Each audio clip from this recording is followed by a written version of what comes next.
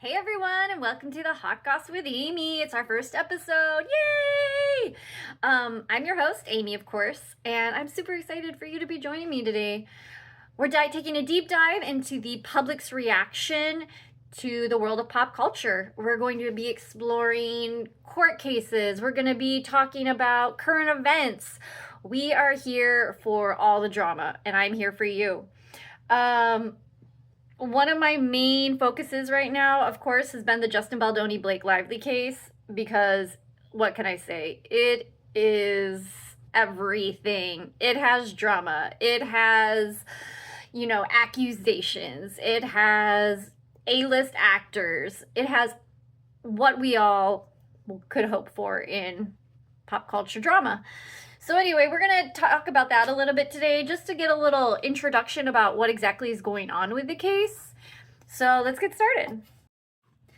So first, a brief overview of what's going on with Blakey and Justin Baldoni. Blake Lively is known for her roles in shows like Gossip Girl. She was in the movie The Shallows. Everyone knows that as the shark movie. Then we have Justin Baldoni. He's known for Jane the Virgin. He's been in a few other things as well, but that's what he's most known for. So these two were working together on the film adaptation of the novel It Ends With Us by Colleen Hoover. Justin Baldoni bought the rights for this movie and the other book, It Starts With Us, a long time ago, over 5 years ago. And this has been his baby. He has worked a long time for this. And he is very adamant about getting the point of the book across, which talks about DV. So Justin Baldoni has his film crew team known as Wayfarer Studios produce this movie. Now, Lively filed a lawsuit against Justin Baldoni and his studio and his publicist alleging SH. And she's also accusing him of a coordinated smear campaign. So since Baldoni was the producer, he was also the male lead of this movie. He countered with his own lawsuit, denying all the accusations that Blake made and alleging that Lively also tried to gain creative control of the film. He accused Lively and her husband, Ryan Reynolds, as well as their publicists, of defamation and extortion, and he was seeking over $400 million in damages. This is really complicated. It's a web of numerous lawsuits, all compiled into the New York State Southern District of New York. Now, Blake Lively's allegations centered around incidents that happened on the filming or during the filming of It Ends With Us, allegedly. She claimed Baldoni created a hostile work environment and engaged in inappropriate behavior, including unwanted physical contact and inserting unscripted sexual contact. Lively also detailed how, according to her lawsuit, Baldoni and his team allegedly launched a smear campaign.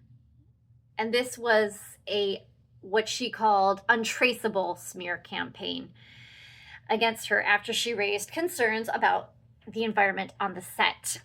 This included leaking details about her personal life, manipulating social media, and damage to her reputation.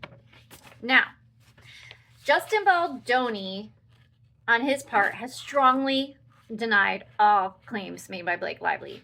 He says that Lively tried to take creative control of the film from him, ultimately escalating the dispute. He even claims that Lively was the support of Ryan Reynolds and even potentially Taylor Swift, tried to force him to accept a rewrite of the infamous rooftop scene, using their celebrity power to pressure him, making claims that her dragons, Blake saying that Ryan Reynolds and Taylor Swift allegedly, this is all alleged, of course, were her dragons and she was Khaleesi, and she could use her dragons and get whatever she wanted.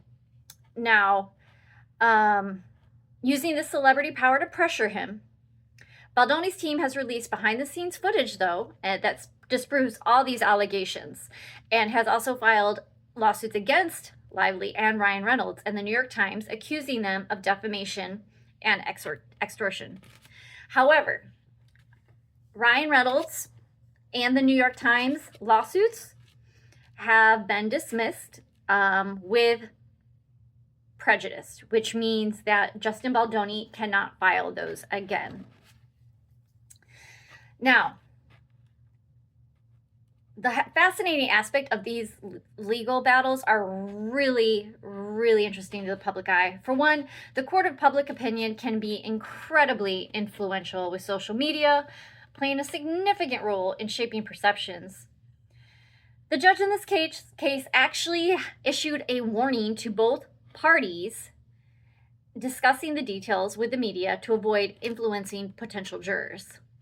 The use of the alleged text messages and other communications as evidence raises questions about privacy in the age of constant digital communication. I don't know if you guys are all familiar with the Van Sham lawsuit. That's something we can talk about later on if you're interested. Comment below on what our next topic should be. We could discuss Van Sham. We could discuss Isabel Ferrer.